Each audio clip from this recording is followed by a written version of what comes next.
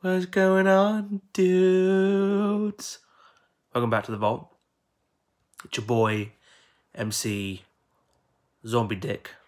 And the film I'll be reviewing this evening is Zombieland 2, Double Tap. That's how I like to do it with my ladies. Double tapping. Really giving it to them. Anyway, let's just jump straight into it.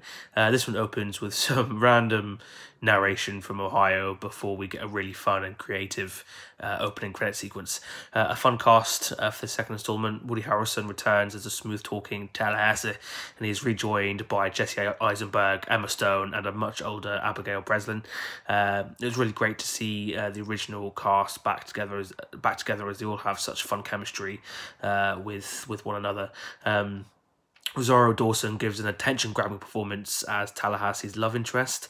The standout for me, though, had to be Zoe Dutch, who gave a hilarious performance as a ditzy blonde called Madison.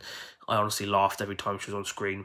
You also had the likes of Luke Wilson and Thomas Middleditch make appearances. The story for this one follows the original gang 10 years on as they search for a place to call home. That is before Little Rock runs off with an older boy. Dare I say it, that this second installment improves on the first in many ways. The humour, effects and action sequences are even bigger and all end up giving us a really fun and funny story. The humour is just as on point as it was in the first film, funnier even, with most of the laughs coming from Madison.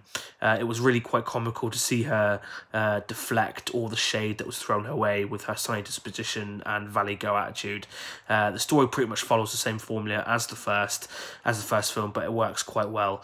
The action set pieces for this one are even more brutal and gory than the first.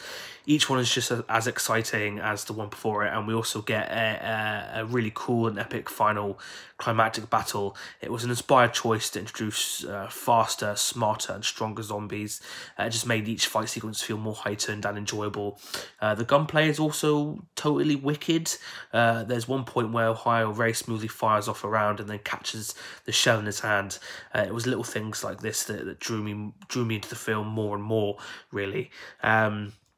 Ruben Fisher, I'm definitely pronouncing that wrong, directs this one, and this guy is no stranger to comedy or giving us thrilling action set pieces.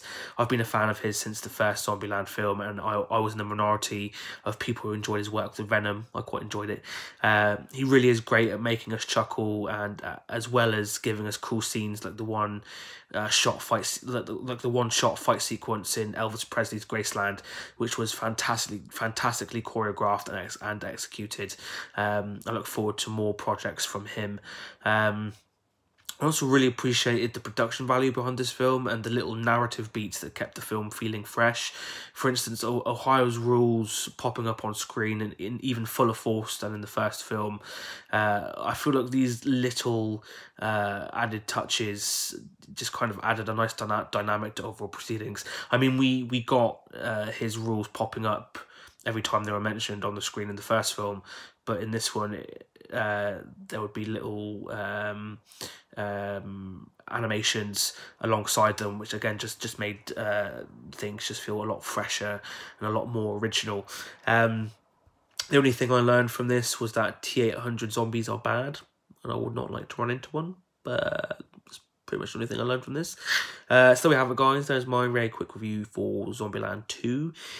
Let's just jump to the two most important questions. Question number one, would I recommend this film? I would definitely recommend this film. If you've seen the first film and you were a fan of that, you enjoyed that, you found that funny, then you'll more than likely definitely enjoy this film. It's been 10 years in the waiting. So if you are a fan of the first film, then you'll most certainly be a fan of this one. And I have been waiting for this second installment for just as long as everyone else, really. So for that reason, it's also funny. It's also, the original cast are all back with some new additions. So for those reasons, I would 100% recommend this film. Question number two, does this film belong in the vault? My only issues with this film was that the story and humour started off a little wobbly.